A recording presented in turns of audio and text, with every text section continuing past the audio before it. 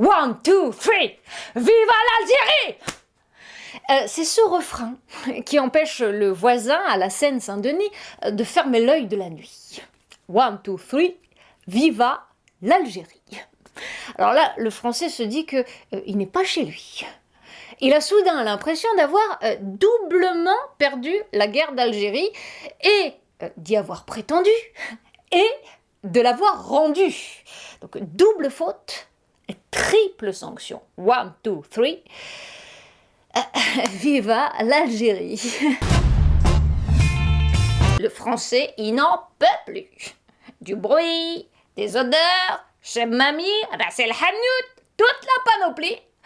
De revoir tous les matins l'Algérien agiter son drapeau dans la cage d'escalier. One, two, three, viva l'Algérie! Enfranglé par-dessus le marché, comme pour dénigrer la langue de Beaumarchais. Le Français ne s'explique toujours pas ce patriotisme exacerbé, exhibé à tout bout de champ en guise de revendication. Revendication hors sujet, sans objet, et tout de même exprimé dans un lieu non approprié. Pour le Français, ce comportement, cet emportement, ne rime à rien.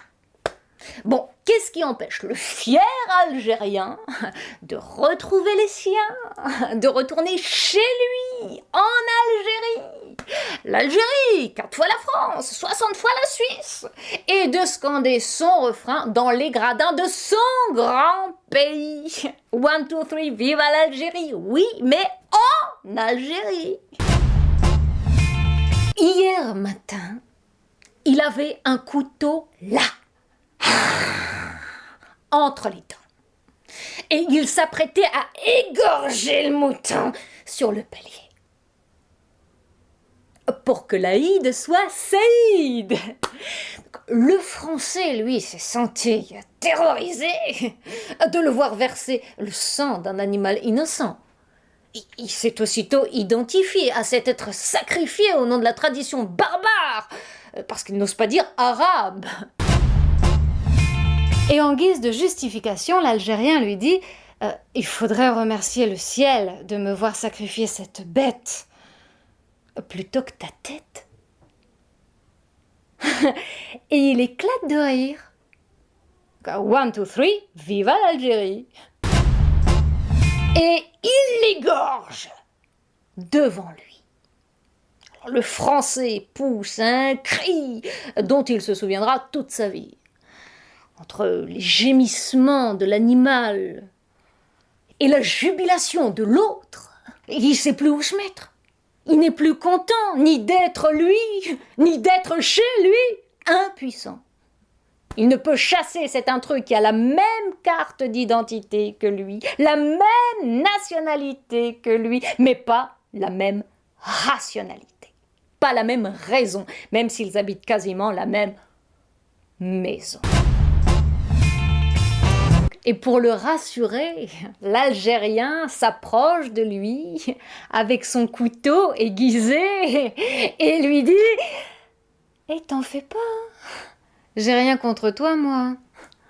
Mais où que je sois, je me sens chez moi. Tu vois, mon pays, il n'est pas plus là-bas qu'ici. Il est sur moi, toujours sur moi. C'est ma foi. Et mon foie qui préfère la viande au chocolat. »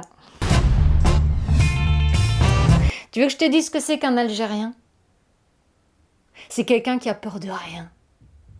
Et qui rencontre partout que des gens qui ont peur du tout. Et c'est ça qui crée le décalage. Et qui compromet le bon voisinage. Eh, je t'en veux pas d'être raciste. Mais juste d'être aveugle. De pas voir que ta race, enfin si race il y a, elle est à la ramasse. Elle est pâle. Comme ton visage. Et il lui a filé une côte d'agneau pour faire un méchoui chez lui. Enfin, donc, chez l'autre. One, two, three. Viva l'Algérie!